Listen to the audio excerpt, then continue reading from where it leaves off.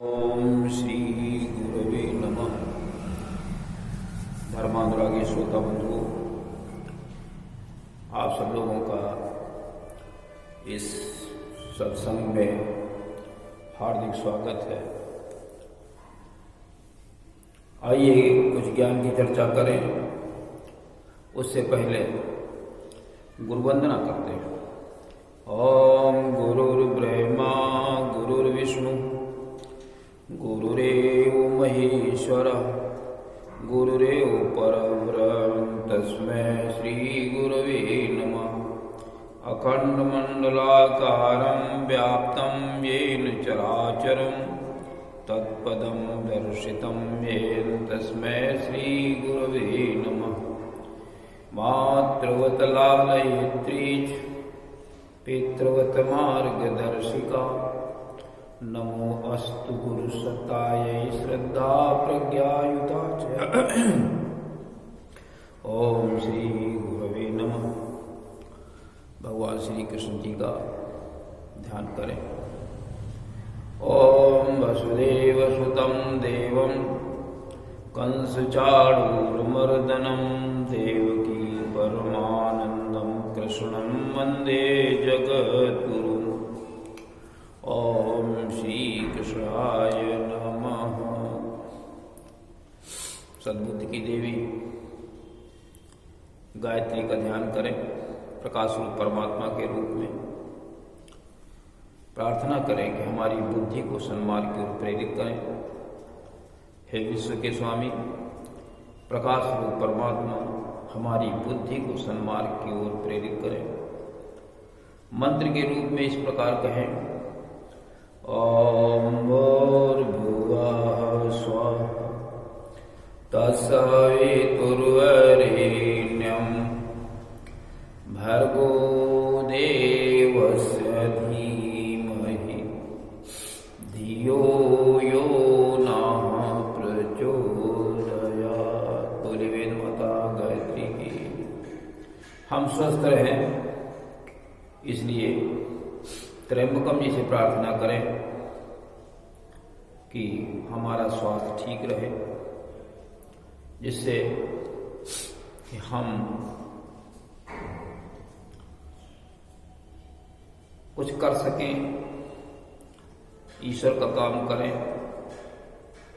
और अपने परिवार को भी श्रेष्ठ बना सकें। आइए त्र्यंबकम जी का ध्यान करते हैं प्रकाश रूप परमात्मा के रूप में। ओम त्र्यंबकं यजामहे सुगंधिं पुष्टिवर्धनम् उर्वारुकमिव बन्धनान् मृत्योर्मुक्षीयमामृतात्। बोलिए त्र्यंबकं भगवान की। पिछले दिन हम आप लोगों को बता रहे थे कि भगवान से जुड़ने में कोई जात पात छुआछूत की बात नहीं होती है। परमात्मा सबका है और वो उसी को मानता है जो उसकी बात को मानता है, जो उसकी भावनाओं के अनुसार चलता है, जो धर्म की स्थापना में उसका सहयोग करता है। भगवान उसी को अपनी कृपा देते हैं, उसी से स्नेह करते हैं। देखिए, सबरी एक निम्न जाति की महिला है और कहती है अधम ते अधम अधम अति नारी तिनमह मैमति मंद अघारी। लेकिन भगवान ये नहीं कहते। भगवान कहते हैं कि मानव एक भगति कर नाता। हम केवल भक्ति का नाता मानते हैं और जाति पाति में कुछ नहीं मानता। चाहे जितना कुलवान हो, धनवान हो, बलवान हो, अगर उसके अंदर भक्ति की भावना नहीं है, हमारी बात को नहीं मानता है, हमारी भावना के अनुसार नहीं चलता है, तो हमारे लिए वो बिल्कुल बेकार है। और चाहे जाति पात से कितना गया गुजरा क्यों न हो, अगर वो मेरी बात को मानता है, मेरी भावना के अनुसार चलता है, इसका मतलब वो मेरा भक्त है। भक्त का अर्थ यही होता है, जो भगवान की भावना के अनुसार चले वो भक्त है, जो भगवान के गुणों को अपने जीवन में उतारे वो भगवान का भक्त है, और जो उसके विपरीत चले वो असुरता की श्रेणी में आ जाता है। तो वो कहते हैं कि नवी जो हमारी भक्ति है वो ये है कि आप सरलता के साथ रहें। सरलता का अर्थ ये है कि सभी से प्रेम स्नेह करें, सभी में परमात्मा का दर्शन करें।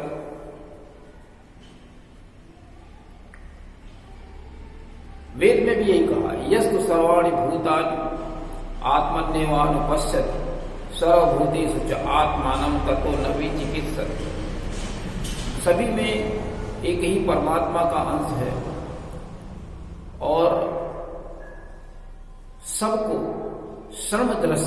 समदृष्टि से देखे। तो वो कहते हैं कि नवम सरल सब सन छलहीना और मम भरोस ही हर सुन दीना।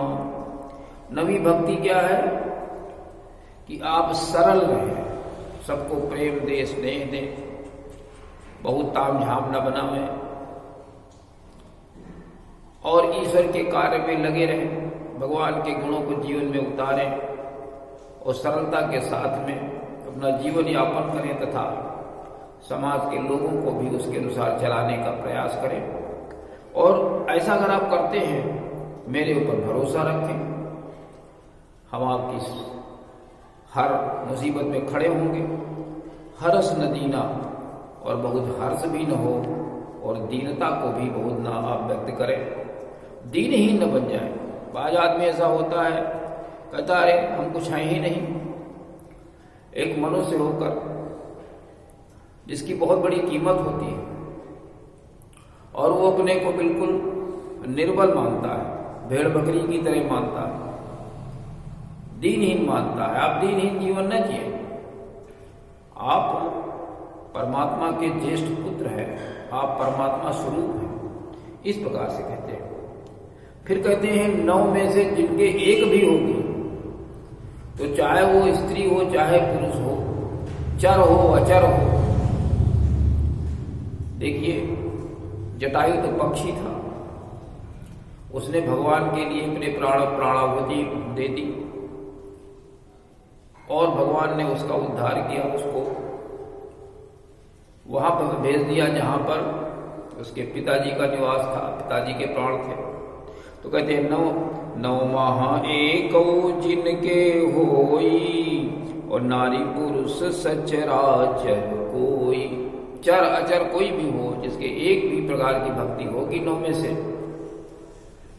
भगवान के अंदर 9 गुण होते हैं, विप्र के अंदर 9 गुण होते हैं, ब्रह्म के 9 गुण हैं और 9 प्रकार की भक्तियां भी बताई हैं।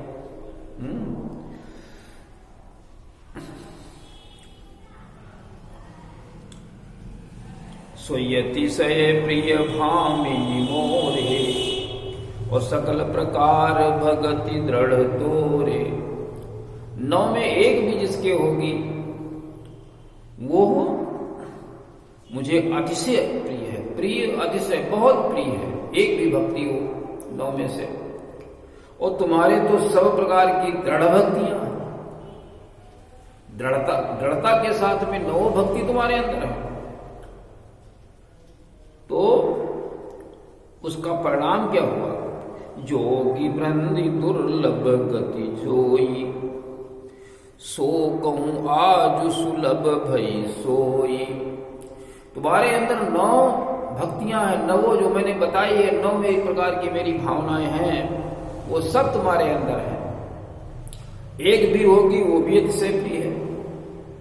और तुम्हारे अंदर 9 प्रकार की भक्तियां हैं, उसका परिणाम ये हो रहा है, जो योगी वृंद, बड़े बड़े ऋषि और मुनि जीवन भर जो जिस के लिए प्रयास किया करते हैं,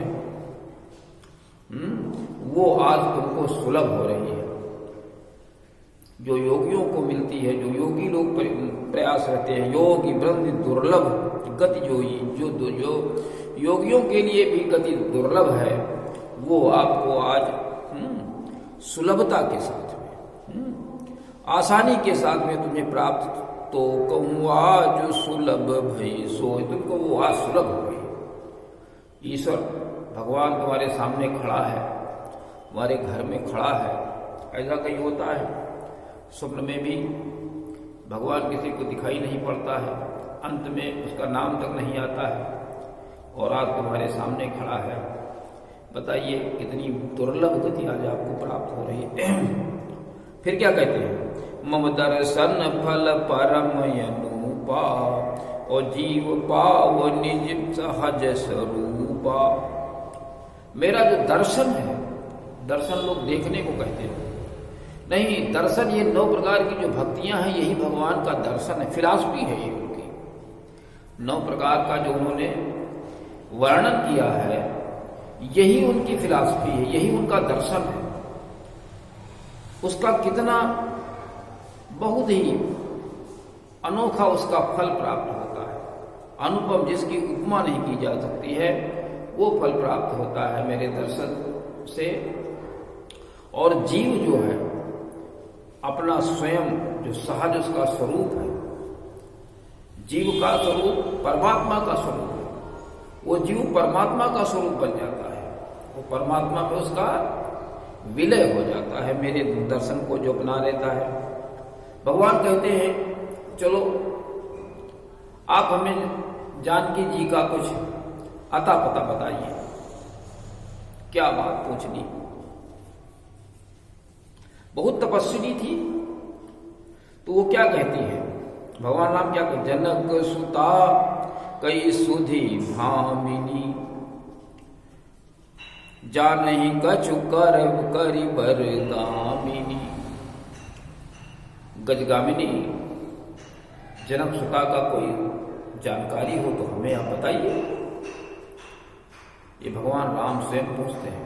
तो वो क्या कहती है कि पंपा सरहि जाऊ रघुराई, तहोई सुग्रीव मिताई।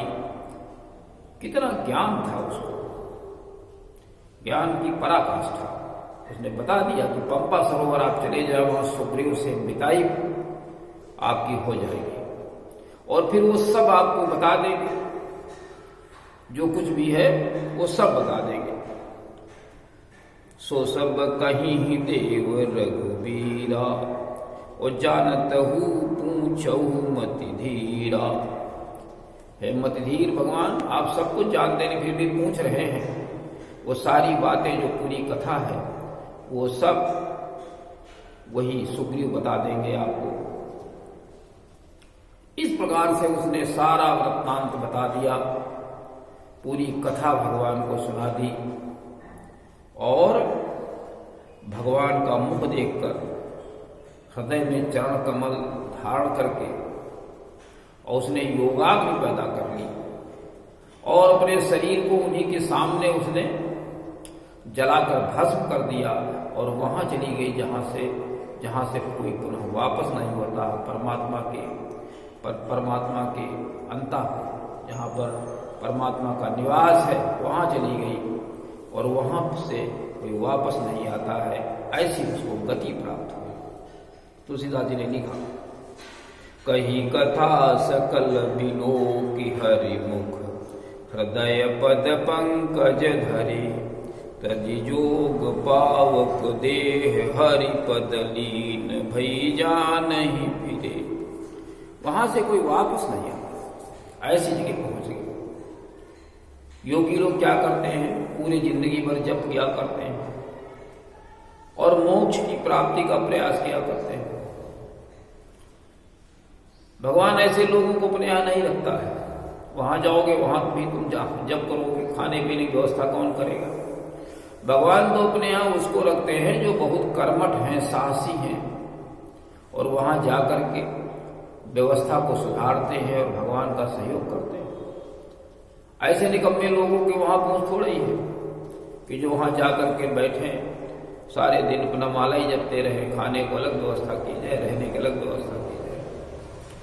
ऐसे लोगों के वहां पूछ रहे, मोक्ष ऐसे लोगों को नहीं मिलता है, सब बेकार में व्यवस्था में लगे रहते हैं, जीवन भर यही किया करते हैं और समय बर्बाद किया करते हैं, प्राप्त उनको कुछ नहीं होगा। तुलसीदास लिखते हैं, जातिहीन अग जन्म मही मुक्त की असनारी, महामंद मन सुख चाहसे ऐसे प्रभु ही विसारी। तुलसीदास जी लिखते हैं कि देखिए, सबरी जाति से भी नीच थी, ऐसे लोगों में से थी जहां पाप ही पाप हुआ करते हैं। ये जो जंगली जातियां हैं, जानवरों को मारना, उनको खाना, उनके मांस बिक्री करना, यही सब किया करते हैं। उस परिवार से थी, सवर जाति से थी। जाति ही जातियों से भी नीच, अघ जन्ममयी, और पाप को जन्म देने वाली, मही पृथ्वी जैसे, ऐसी स्त्री को भी भगवान ने मुक्त कर दिया। कैसे? उसने धर्म की स्थापना में भगवान का सहयोग किया था। धर्म की स्थापना में वेदाध्ययन, यज्ञ, दान, उसकी व्यवस्था, सबरी उसी में लगी रहती थी। ऋषि मुनि जिस रास्ते से जाते थे उसके झाड़ झंखाड़ को काटा करती थी, कहीं कंकड़ पत्थर से बीन के अलग करती थी, पानी की व्यवस्था करती थी, लकड़ी की व्यवस्था करती थी, यज्ञशाला की व्यवस्था करती थी, धर्म की स्थापना में पूरी तरह लगी हुई थी। तो भगवान जो भी भगवान के इस कार्य में लगता है तो भगवान उसका ध्यान रखते हैं और ऐसी नारी को मुक्त कर दिया। हम लोग सोचते हैं, अरे हम छोटी जातियों से हैं, नीच जातियों से हैं, हम क्या कर सकते हैं। ऐसा नहीं सोचना चाहिए। हर व्यक्ति को धर्म की स्थापना में सहयोग करना चाहिए, परमात्मा का सहयोग करना चाहिए, तो परमात्मा भी उसकी व्यवस्था करता है। महामंद मन सुख चाहसे ऐसे प्रभु ही विसारे। तुलसीदास जी कहते हैं, हे महामूर्ख मन, मंद बुद्धि मन सुख चाहता है, ऐसे प्रभु को छोड़ करके सुख कभी नहीं मिल सकता। इसमें आचार्य लोग कहते हैं कि आप पूजा पद्धति को करिए, नहीं, भगवान के गुणों को जीवन में उतारिए और जो उनका संकल्प है, असुर मारि था पहि सुरन राखहि, निज सुध सेतु जग विस्तारहि, विशद जस राम जन्म करे, इस सिद्धांत पर चलिए। आगे भगवान जंगल को छोड़कर अगले जंगल में पहुंच जाते हैं, वन में पहुंच जाते हैं। वहां पर हिरण है और अन्य जीव, हाथी सब घूम रहे हैं। हिरण भागते हैं, हिरनियां कहती हैं कि तुम मत डरो, ये तुमको नहीं पकड़ने आए हैं, ये सोने का हिरण खोजने के लिए घूम रहे हैं। हाथी लोग अपनी हथनियों को साथ ले लेते हैं, मानो राम जी को सिखावन दे रहे हैं कि स्त्री को अकेले नहीं छोड़ना चाहिए। इस प्रकार से तो राम क्या कहते हैं लक्ष्मण से, संगलाई करनी कर ले और मानो मोहि सिखावन देहि। हमको शिक्षा दे रहे हैं कि आपने अपनी स्त्री को छोड़ दिया तो जंगल में मारे घूम रहे हैं। सभी के लिए यही है, स्त्री को अपने साथ रखें और अलग न छोड़ें। शास्त्र सुचिंतित पुनि पुनि देखी, भूप सुसेवित बस नहीं लेखी। शास्त्र आपने चाहे जितना ठीक ढंग से पढ़ा हो, लेकिन बार बार उसको आप देखिए, और राजा की चाहे जैसी सेवा की हो, लेकिन फिर भी उसको सुसेवित बस न, अपने बस में मत मानिए, कभी वो पलट सकता है। शास्त्र को बार बार नहीं देखेंगे तो गलत हो सकता है।